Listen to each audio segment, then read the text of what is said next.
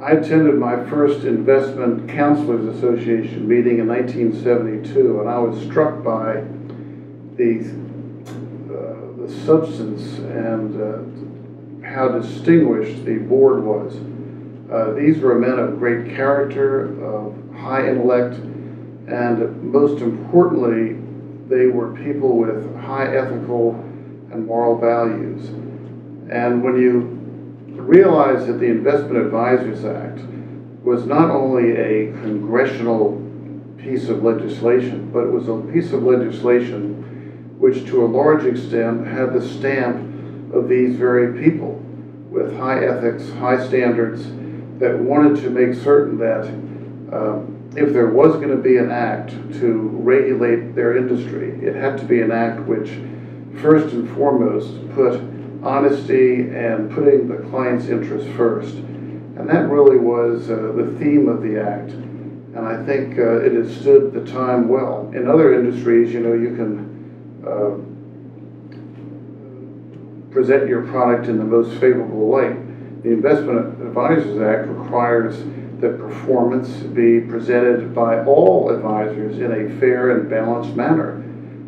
And this was not so much mandated by legislators, it was really mandated by the industry. These very distinguished gentlemen wanted to make certain that the act, which would be formed the foundation of the industry, was a solid act, one which had solid principles and was based upon putting clients first and above them.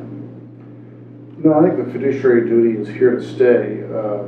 It is, as you say, stood the test of time, and I think if anything, the other financial areas, whether it be insurance or the broker-dealer, I think they are going to have to, over time, gravitate toward the same high standard of putting the client first. You have to understand that, you know, going forward, to a large degree,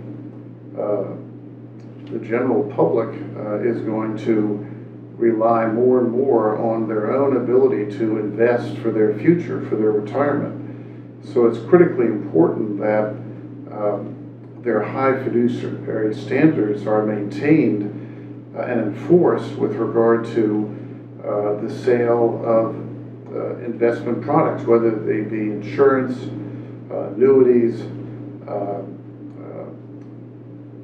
or mutual funds, or simply investment advice.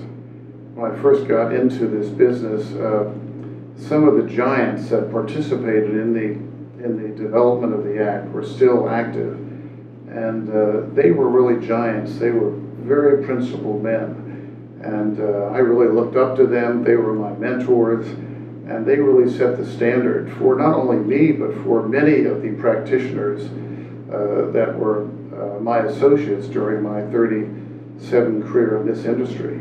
So I am very thankful for those very intelligent and principled men who participated in the creation of that act, and I'm sure the success of the act is due to their foresight and their standards.